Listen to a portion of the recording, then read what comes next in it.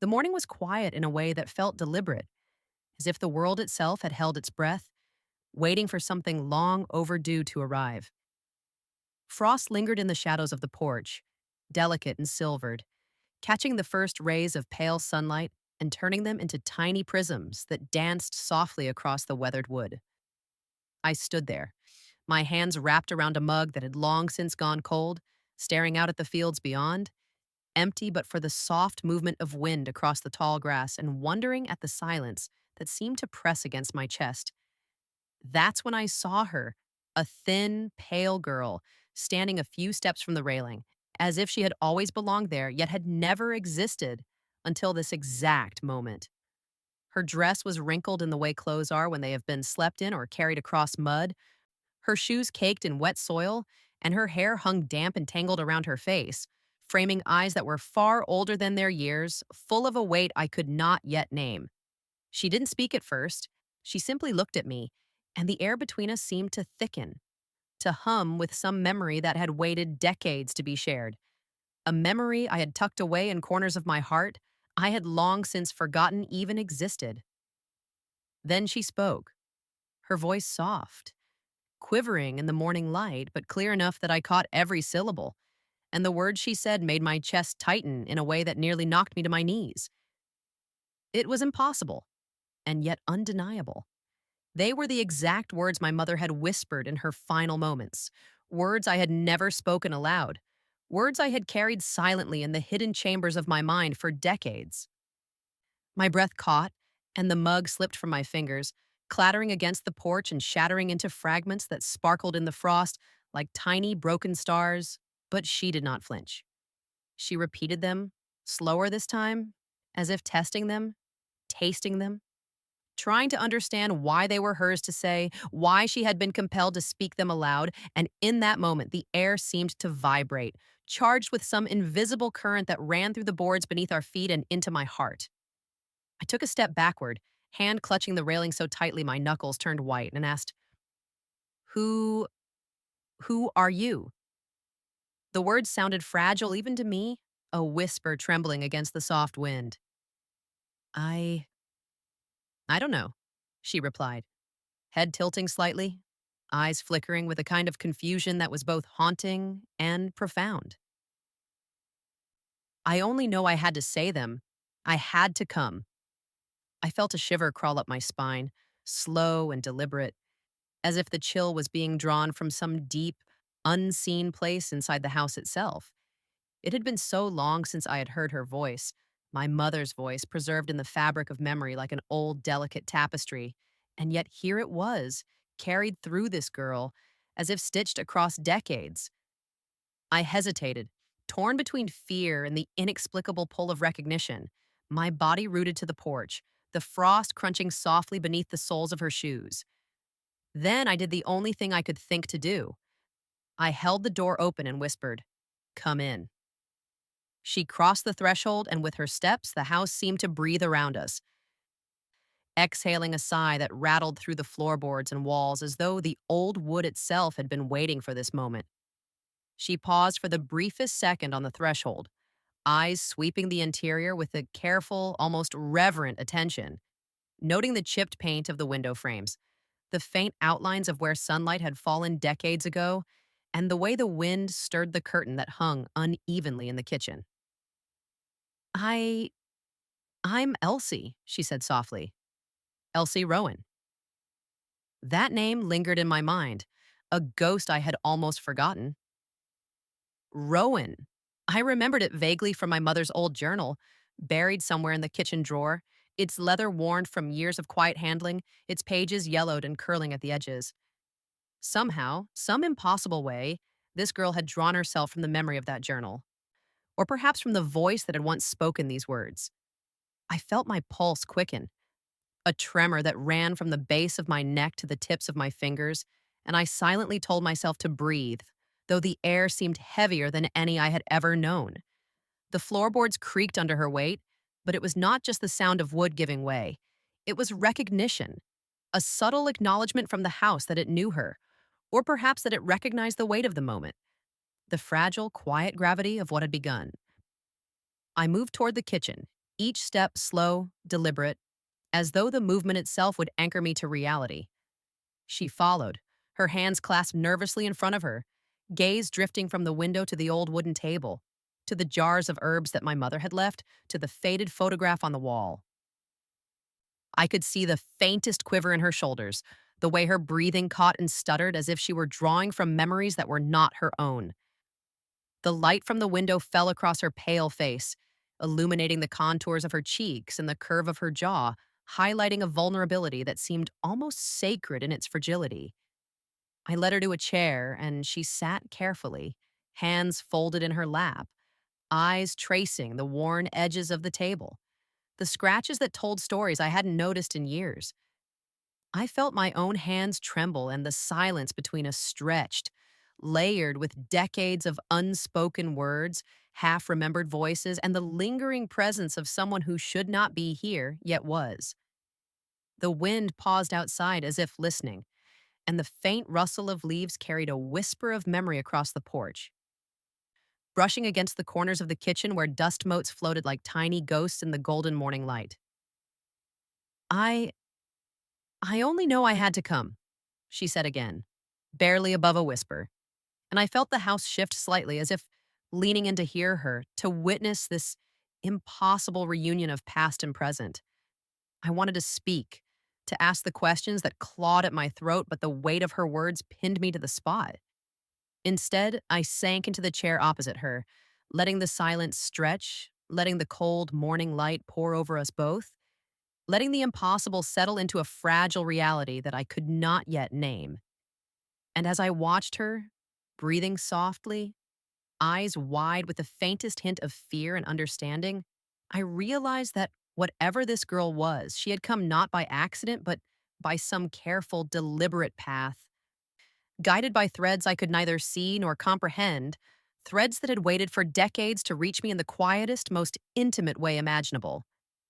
I reached out, hand trembling slightly, and laid it across the table, not to touch her, but to anchor myself to the present, to the house, to the fragile bridge between what had been lost and what was here now before me. She looked at me then, directly, fully, and in that moment, the frost on the porch, the pale light of dawn, the dust in the air, the very heartbeat of the old house, all seemed to converge around us, holding its breath, waiting for the first words of a story that had been written long before either of us had arrived, waiting to unfold quietly, patiently across the space between memory and reality, time and presence, life and what lingers after it is gone. The kitchen smelled faintly of aged wood and the lingering aroma of tea long cooled, mingling with the subtle must of old paper and the faint, sweet trace of my mother's lavender sachets tucked in drawers I rarely opened. I moved toward the worn cabinet beneath the window, my fingers tracing the edges of the drawers as if they themselves could guide me to what I sought, to what I half hoped and half feared I might find. Elsie followed, silent, her eyes drifting to the places my gaze lingered, as though she already knew the story etched in every scratch, every small dent in the wood, every mark left by years of careful, unseen hands. I pulled open the top drawer, and there it was, nestled under folded napkins and yellowing envelopes. The journal. Its leather cover was soft from decades of handling, edges worn thin, the smell of aged paper rising in a quiet wave that made my chest tighten. I hesitated, letting my fingers hover over it, feeling its weight, feeling the years it carried. Elsie's eyes were fixed on me, wide and searching, her small hands folded so tightly in her lap that I could see the knuckles pale beneath the thin skin. I opened it slowly, the hinges creaking softly, and for a moment, the room seemed to contract, the walls leaning in, the sunlight spilling across the pages in a golden slant that felt almost reverent.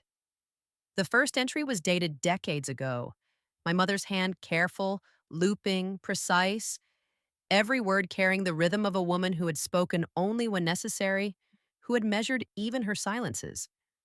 I began to read aloud, softly, almost unconsciously. April 3rd. I saw her smile today, though it was heavy with worry. I hope she remembers in time the quiet strength she carries. Elsie flinched slightly, her hands tightening in her lap, her eyes narrowing as if she were trying to reconcile what she heard with what she felt. I read another line, and again she responded before I could finish, completing a sentence as if she had lived it. She would know even in the shadows of this house she would find the pieces of what I left behind. My breath caught and I paused, the journal trembling slightly in my hands, though I did not understand why. How could she, this girl, this stranger, know what was written, what had been secret, what I had never spoken aloud? The house seemed to breathe around us, each creak of the floor, each whisper of wind through the old sash window carrying the weight of memory, carrying the echo of voices long gone, carrying the moment itself into some delicate, fragile suspension where time had no claim. Elsie's voice broke the stillness, soft and uncertain. I. I've been having dreams. Foggy, cold, of a woman lying in a room, a hospital bed.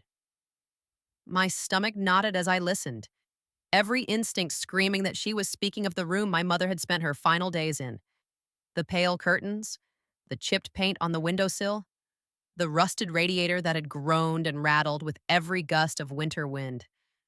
I could feel my breath leave my chest, my hands gripping the journal as if it were a lifeline. Describe it, I whispered, voice low, almost afraid that if I spoke too loudly, the fragile spell of recognition might shatter. Elsie's eyes flicked downward, her lips pressed together, and she took a slow breath. Pale curtains, chipped paint, the radiator at the foot of the bed. I remember the smell, faint antiseptic, faint flowers, and a lullaby. Someone humming a lullaby. My knees nearly buckled. The lullaby, my mother's lullaby, a tune I had tried to forget and carry no longer, had returned, carried across decades through this strange, impossible vessel. I could feel tears pricking at the corners of my eyes, threatening to spill, and I swallowed hard, trying to hold myself upright. I. I never told anyone, I murmured, almost to myself, and the weight of years, of secrets kept in silence, pressed against me like a hand on my chest. Elsie's gaze lifted then, meeting mine fully, and for a moment, we simply existed in that quiet, fragile space, two lives intertwined by threads that had been invisible, yet unbreakable. I motioned toward the living room, toward the small wooden staircase that led to the attic where photographs and memories lay dormant. Come with me, I said, voice soft but steady. She rose, moving with careful grace, and followed. Her presence both grounding and unsettling, a paradox of comfort and fear that mirrored the complexity of my own emotions. We ascended the stairs slowly, each step echoing through the house, a reminder of the years that had passed, the voices that had been lost, the memories that had lain hidden under dust and shadow. The attic door creaked open, revealing crates stacked high with photographs, letters, and keepsakes of a life both familiar and foreign. Elsie's eyes widened, and she moved with a certainty that made the hairs on the back of my neck rise. She approached a crate I had long avoided, a box with its lid slightly warped, the edges dusted with years of neglect, and pulled out a photograph. My breath caught. It was her, my mother, standing in Miller's Field, pregnant, smiling faintly at the camera, unaware of the passage of decades, unaware of the life that would grow and flourish long after this image was captured. Elsie touched it gently, her fingers trembling, her eyes glistening. I remember this day, she whispered. I stared, my own hands frozen in place, feeling the impossibility of it press against my mind and chest. Among the scattered keepsakes, my hand brushed against an envelope, sealed, addressed in my mother's unmistakable handwriting, to my future daughter. I held it to the light, feeling its weight, feeling the years it had carried in silence. Elsie recoiled slightly, a tremor running through her, and murmured, maybe, maybe not yet. But I knew I had to open it to finally hear what my mother had written, to understand the strange, impossible connection that had brought this girl to my doorstep. The seal broke with a quiet pop. the envelope yielding to the gentle pressure of my fingers. Inside, the words flowed, the careful looping letters of my mother describing dreams she had had decades before, of a girl with eyes that matched Elsie's, a girl she longed would one day find me, carry fragments of her heart into a world she would never see. I read them aloud softly, my voice breaking in places, catching on the weight of the years, on the sorrow and hope intertwined in the lines. Elsie listened in silence, her breath quivering, her hands clasped so tightly I feared they might leave impressions in the air itself. Time seemed to fold around us, the house vibrating gently with the presence of memory, with the echo of voices that had once filled these walls. The attic felt alive, the dust motes dancing in the shafts of sunlight as if celebrating some reunion they could not fully understand. I lowered the journal, the photograph, the letter, and finally met Elsie's gaze. Her eyes, wide and searching, held the impossible, the unexplainable truth of what we had just shared. She shivered and looked away briefly, listening to something I could not hear, the faintest sound of whispering brushing past the edges of the room. I placed a hand gently on hers, feeling her tremble beneath my touch, and understood in that instant that she was not simply a visitor from another time, but a messenger, a vessel carrying pieces of my mother's voice across years and space. I felt the air settle, heavy but calm, charged with meaning, full of memory, full of promise, full of questions I did not yet have the courage to ask. And as the morning stretched into the soft light of late day, we remained in the attic, the journal open between us, the photographs and letters scattered around us, each item a small fragment of lives intertwined, each object a silent witness to the passage of time, to the fragile persistence of memory, to the whispering thread that had brought Elsie here, and me to her, in a quiet convergence of what was, what had been, and what was yet to come.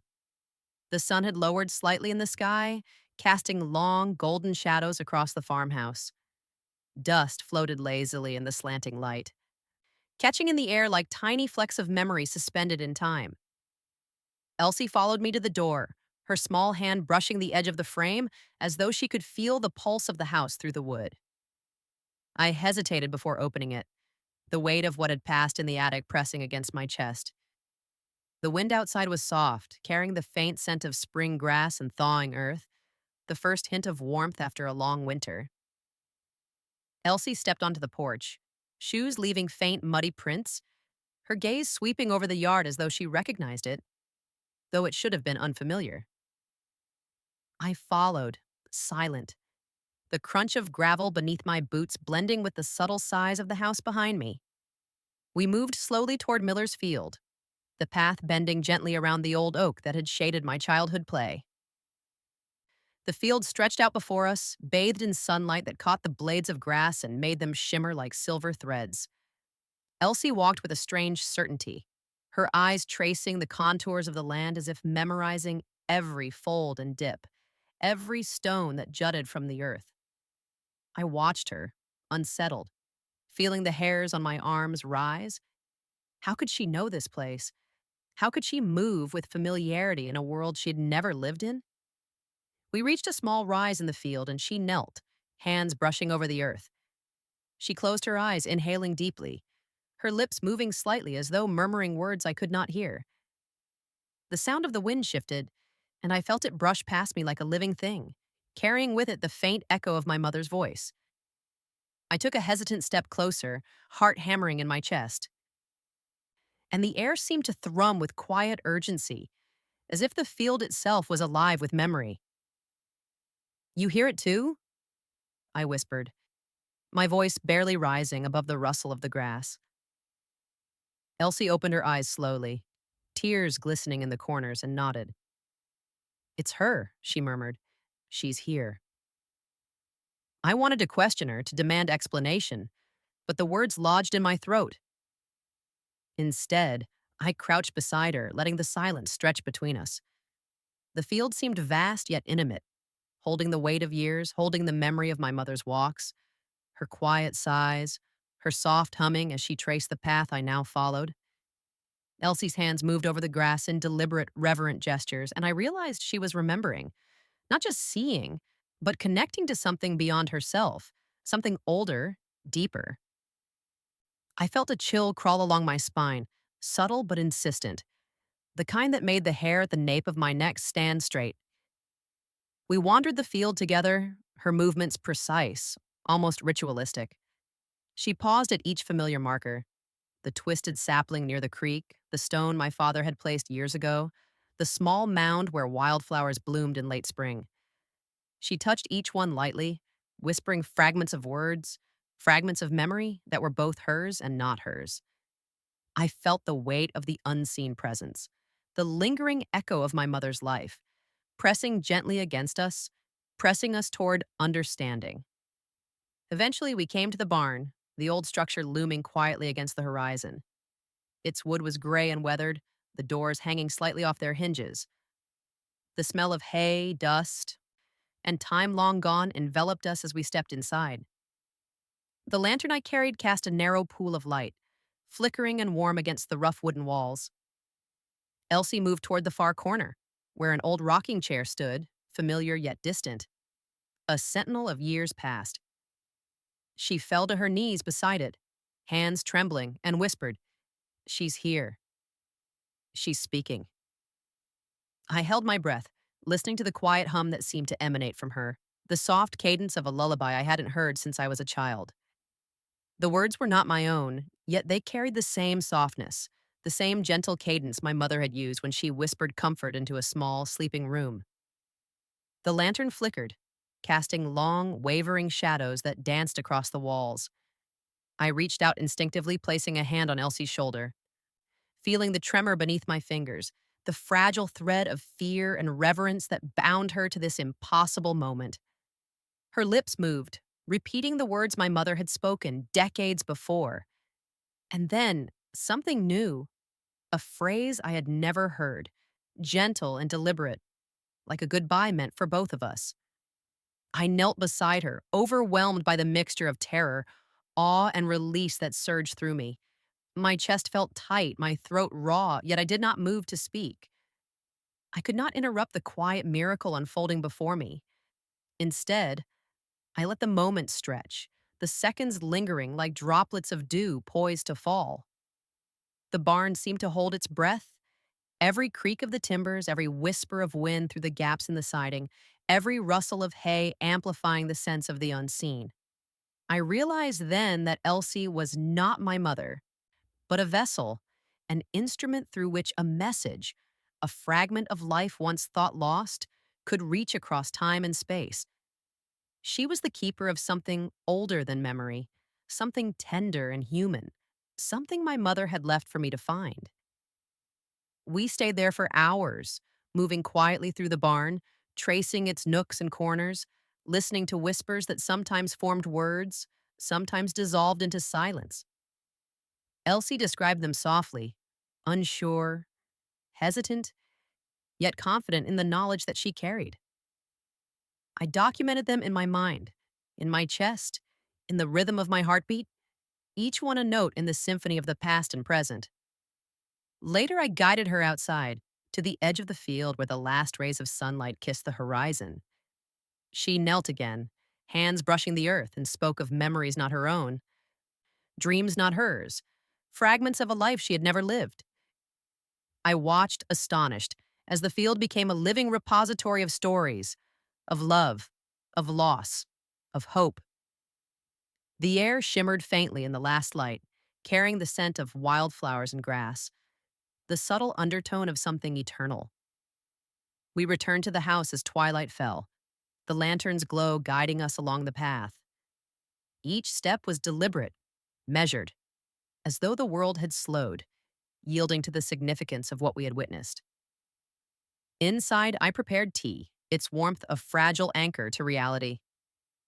Elsie sat silently, hands clasped, eyes reflecting the dim glow of the lamp, absorbing every detail, every fragment, every whisper. I poured my own cup, inhaling the steam, savoring the quiet domesticity. the grounding presence of heat and taste and texture against the surreal moments of the day. Later, in the small hours, I led her to my mother's bedroom, now empty and still.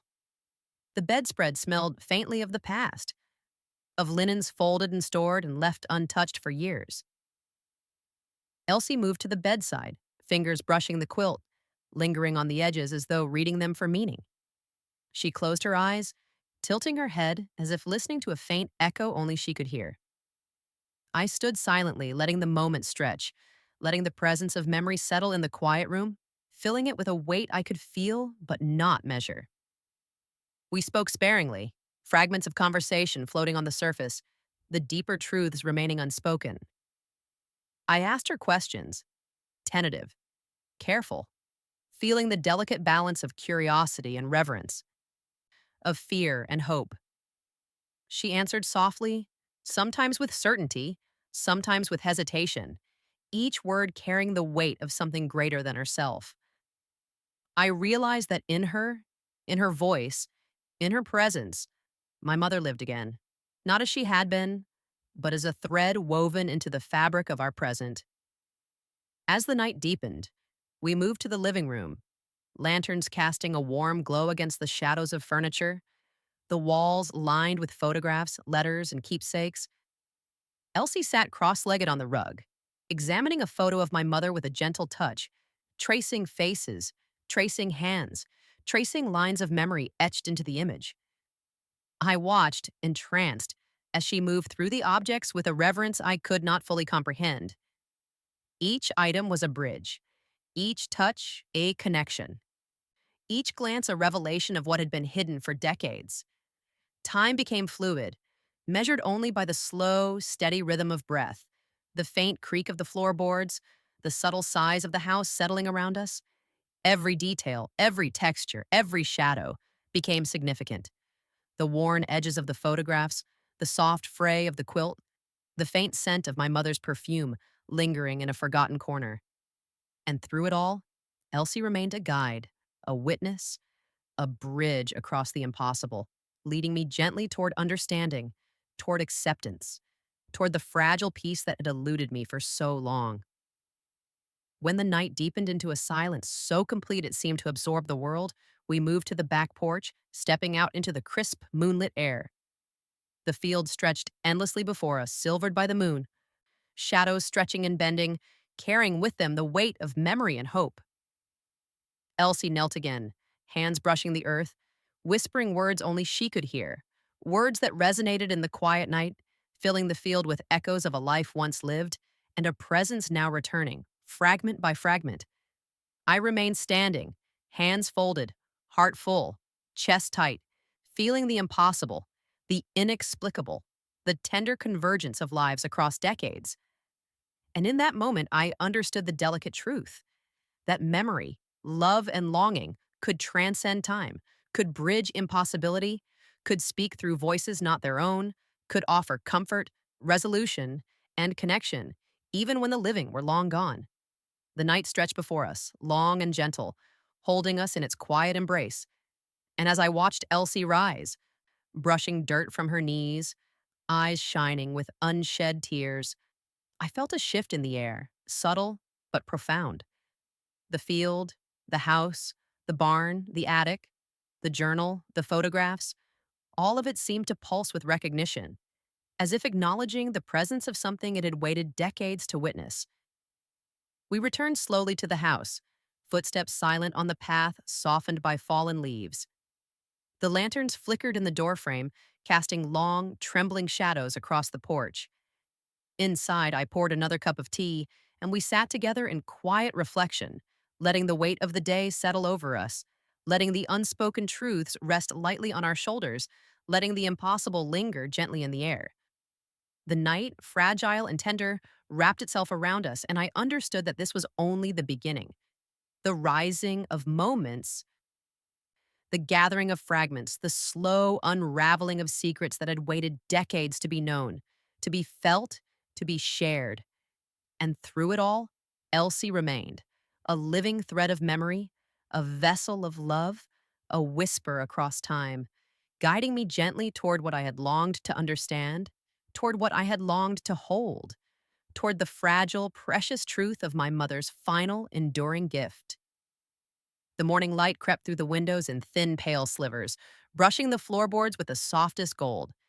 It was the kind of light that made dust motes dance slowly, lazily, suspended in the quiet of the house. Elsie and I moved toward the attic together, steps tentative on the creaking staircase.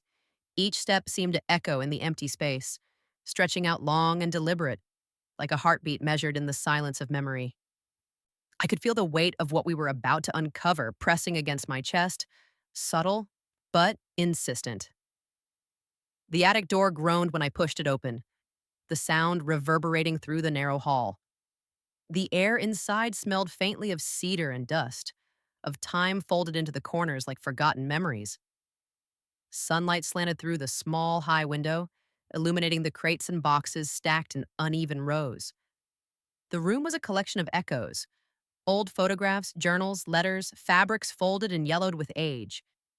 Every object seemed to carry a weight, a fragment of the past that had been waiting for someone to remember. Elsie's eyes flicked across the boxes, and I realized she already knew what she was looking for. She moved with a strange certainty, pausing at one box I had not opened in years. I watched her hands hover, trembling slightly before she pulled out a photograph. It was my mother, standing in Miller's field, her hands resting gently on her pregnant belly. My breath caught in my throat. I had never seen this photograph before. Elsie traced the outline of my mother's face with a fingertip, tears glistening in her eyes. "I remember this day," she whispered, her voice fragile, barely audible over the hush of the attic. I felt a slow, shivering certainty in the pit of my stomach. This was no ordinary coincidence. Among the crates, I found a sealed letter addressed to my future daughter. The handwriting was unmistakably my mother's, the ink slightly faded but still deliberate. My hands shook as I held it to the light, the paper thin and fragile beneath my fingertips. Elsie stepped back, hesitant, almost fearful. "Don't open it yet," she said softly. Her voice carried a weight I couldn't yet comprehend, but the pull was irresistible. I broke the seal, careful not to tear the fragile parchment, and unfolded the letter slowly. The words inside were deliberate, tender, and impossible. My mother wrote of a child she hoped would one day find me, a girl who would carry pieces of her heart into a time she could never reach. She described dreams she had while pregnant, visions of a girl with eyes like Elsie's, long before Elsie had been born. I felt the breath leave my chest. How could this be? How could the threads of life stretch across decades in such a delicate, impossible weave? Elsie listened in silence, her breath quivering, eyes wide with the enormity of what we were holding. We moved back down the attic stairs, the letter heavy in my hands. Outside, the wind had risen slightly, carrying the faint scent of grass and earth, the sound of branches brushing together in quiet conversation. I led Elsie to Miller's field, where the earth was damp with morning dew. Each blade of grass glistened like silver in the early light, each tree casting long, stretching shadows across the ground. Elsie moved as though she had been there before, recognizing every tree, every stone, every subtle turn in the path. She knelt in the grass, hands brushing the earth as if greeting an old friend, her eyes closed in reverence. "This is where I first heard her voice," Elsie said softly, her voice barely rising above the whisper of the wind. My mother's presence seemed to press against us from the past, a tangible weight in the quiet of the field. I felt a strange peace settle over the earth, as though it too recognized the significance of what was happening, holding its breath with us. The air was thick with memory, with love, with a silent conversation that spanned generations. Later, I felt compelled to guide Elsie toward the barn. The wind rose again, stronger this time, stirring the grass and the loose boards on the porch with soft, persistent murmurs. I lit a lantern, its warm glow cutting a narrow path through the gathering dusk. Elsie followed, tentative, her small hand brushing the rough siding as though seeking reassurance from the structure itself. Inside, the barn smelled of hay, dust, and years folded into silence. Shadows stretched across the walls, flickering with the lantern's light. She collapsed near the old rocking chair, whispering the final words again. The same tone, the same softness my mother had used at her deathbed. But then, a few new words slipped from her lips, delicate and deliberate, a farewell meant for both of us. I knelt beside her, overwhelmed by the combination of fear and comfort, the impossible certainty of what we were experiencing. It became clear to me then, Elsie was not my mother, reborn. She was a vessel, carrying the threads of a life long gone, weaving a message across time with the precision and tenderness of someone who had known me before I existed. The night deepened, holding us in a cocoon of quiet revelation. We spoke sparingly, exchanging questions and answers in hushed tones, each fragment of conversation weighted with unspoken understanding. The barn seemed alive with the echoes of the past, responding to the presence of memory and voice, the flickering lantern casting shadows that danced like ghosts of years long vanished. Eventually, I guided Elsie back to the house, each step deliberate, careful, as though walking through layers of time. Inside, the warm glow of the kitchen welcomed us, the faint scent of tea and wood smoke grounding us to the present. We sat together in silence, letting the weight of the day settle gently over our shoulders. Every glance, every breath, every slight movement carried the resonance of what we had uncovered. The photograph, the letter, the memories flowing through Elsie like water through a narrow channel, shaping and defining the landscape of our understanding. Later, in the quiet hours of the night, I returned to the attic alone. I examined the crates, the photographs, the journals, my fingers tracing the edges of each piece of memory as if reading the echoes embedded within. Each object seemed to hum with quiet energy, each fragment a note in the larger symphony of what had been, what was, and what could still be understood. I felt the pull of connection, of recognition, of the unbroken line that tied the past to the present, through Elsie, through the letter, through the very air that moved around me. By the time I returned to Elsie, she was sitting by the window, the lantern casting a gentle glow across her face. Her eyes were wide with wonder and fear, reflecting the weight of the impossibility she carried. "It's all here," she whispered, almost to herself. "It's all waiting." I nodded, understanding the depth of what she meant. The house, the field, the barn, the attic, they were all repositories. Archives of love, memory, and guidance, waiting for the right moment, the right presence, the right voice to unlock them. The night stretched long, deep, and quiet, wrapping around us like a gentle shroud. Every creak of the floorboards, every whisper of the wind, every flicker of the lantern felt like communication, like an unspoken dialogue with the past. Elsie leaned against me briefly, exhausted, trembling, her small body absorbing the weight of a life she could not have lived, yet somehow did. I felt a deep, quiet understanding settle in my chest. The impossible had occurred, the threads had intertwined, the message had arrived. As the hours waned, I watched her drift into a fragile sleep, her breaths soft and even. The letter, the photograph, the attic, the field, they all seemed to hold their own quiet breath. Pausing in reverence for what had transpired, and in that silence, I realized the depth of the gift my mother had left, encoded across decades, carried by a vessel I could not have anticipated, yet welcomed with an aching, trembling certainty. The wind outside rose again, gentle, insistent, as if urging me toward the next step, toward understanding, toward a truth that was still unfolding. I sat quietly beside her, lantern light painting the edges of the room, and let the silence stretch, let the memories settle, let the impossibility breathe. And in that moment, I understood that the turning point had arrived, not in action, not in revelation, but in presence, in recognition, in the quiet unfolding of something larger than ourselves. The first light of dawn crept across Miller's field like pale silk, brushing each blade of grass with a muted glow. The horizon bled soft gold into the lingering gray of night, and the air held that peculiar stillness that feels both ancient and fragile.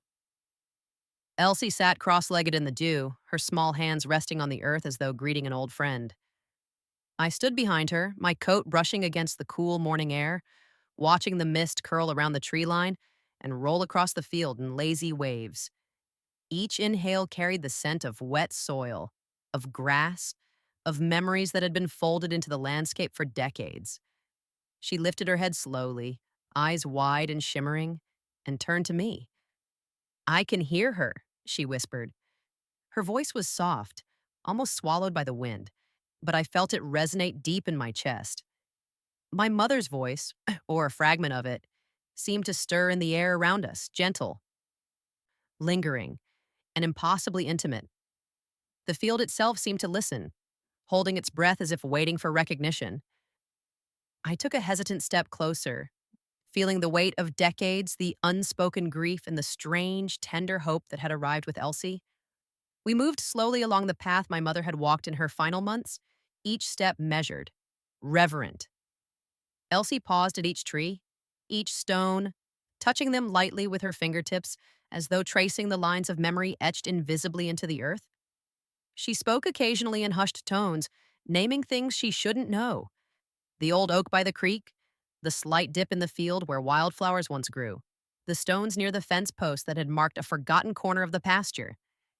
Every word she spoke carried weight, an echo of what had been, a map drawn in emotion rather than ink. I watched her kneel again in the grass, her hands brushing the earth, and felt a calm settle over me that I hadn't known I needed. The air held a strange hum, a presence that was felt rather than seen, and I understood in that moment that we were not alone. Memory itself seemed to have taken form in her, carried across time in small, deliberate gestures and whispered words.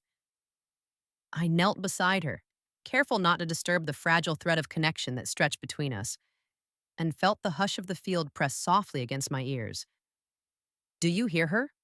I asked, my voice barely a breath. Elsie nodded, tears brimming in her eyes. "She's telling me everything I need to know, everything she wanted you to hear." Her small fingers traced the letters in the dew on the grass, leaving temporary marks that shimmered in the morning light. She's she's saying goodbye," Elsie continued, her voice quivering. "But she's leaving you something too." The sun lifted higher, gilding the tops of the trees, and the mist began to retreat, unraveling like soft cloth. I felt the weight in my chest shift subtly, as though the decades of unanswered questions, the lingering grief, and the silent yearning had finally found a thread to follow, a resolution that was not entirely of this world. Elsie rose slowly, brushing the dew from her dress, and turned to face me with a certainty I could not have anticipated. "I know where she wanted me to be," she said softly. Her gaze swept the field, the barn, the house beyond, and I understood that she was not speaking only of the physical space. She was speaking of presence, of memory, of the subtle inheritance of love and understanding passed across time in a way that defied explanation. I led her to the barn, lantern in hand, the air around us carrying the faint scent of hay and earth.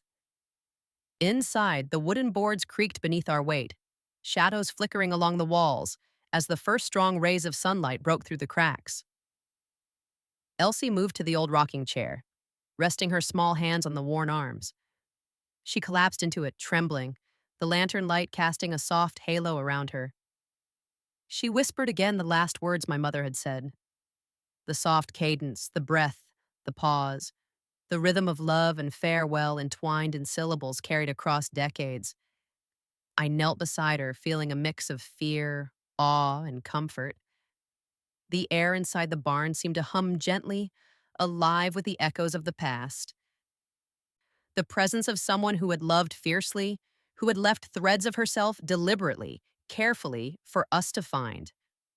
The flickering lantern painted shadows that danced on the walls, and in that light, I understood the gift she had left. A message, a touch, a whisper that only the right hearts at the right time could receive. "Elsie," I whispered, my hand brushing hers, "you've carried her voice, and now you're giving it back to me." She nodded, exhausted, trembling, her breath uneven. I I think she's done, she said softly, her eyes wide with the weight of the moment. She's finally at peace. The dawn spread fully across Miller's field, spilling golden light into every corner, touching the barn, the house, the trees, and the path we had walked.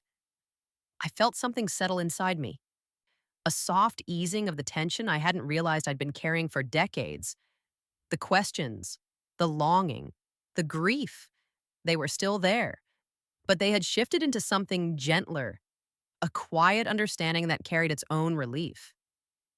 We returned to the house slowly, each step deliberate. The walls seemed warmer, the air fuller, imbued with a presence that was not tangible but undeniable. Elsie walked beside me, quiet, exhausted but lighter than she had been. I held the letter to my chest, feeling the delicate weight of words that had crossed generations, shaping the lives of those who were open enough to listen, to feel, to receive. Inside, I made tea, and we sat by the window, watching the sun climb higher, the field glowing beneath it. Elsie rested her head against my shoulder, eyes half closed, and I felt the pulse of life around us, the continuity of love, of memory, of understanding stretching quietly, invisibly across time. Hours passed in silence. Every sound, the rustle of the trees outside, the faint creak of the floorboards, the soft whistle of the kettle, felt like part of the larger rhythm, a narrative written in stillness and attention. Elsie's breathing evened out, her small frame relaxing in the comfort of the house. I traced the outline of her shoulders with my hand, feeling the hum of her presence, the echo of my mother's voice still living in her, carried carefully, deliberately, across a lifetime. As evening approached, we stepped back into Miller's field, this time without fear, without expectation. The light was softer now, the edges of the world blurred into gold and shadow. Elsie knelt again, brushing her hands lightly across the grass, and I watched the interaction of presence and memory, realizing that this was a connection beyond understanding, beyond time itself. The barn door creaked behind us as the wind rose, soft but insistent, as though urging us to acknowledge the culmination of what had been unfolding. Elsie turned to me, eyes glimmering with tears and relief. "I think she's gone," she said, "but she's not really gone." The sun dipped lower, brushing the tops of the trees in amber light. The shadows grew long across the field, and I felt the quiet resolve settle inside me. The letter, the photograph, the attic, the barn, the field, they were all parts of a puzzle, a delicate inheritance, a whispered truth that had waited decades to be realized. We walked home slowly, the air carrying the scent of dew, of earth, of a life unfolded carefully, finally. Inside, we placed the letter back in its box, the photograph resting gently atop it. Elsie sat quietly, eyes closed, breathing in rhythm with the quiet of the house. I realized then that the message my mother had left was more than words. It was presence. It was voice. It was a thread that connected generations in ways impossible to fully comprehend, but undeniable in its effect. Night fell over the house, soft and deep, and I watched Elsie sleep, finally peaceful. I sat by the window, looking out over Miller's field, the last light glinting on the dew-laden grass, the trees casting long, embracing shadows.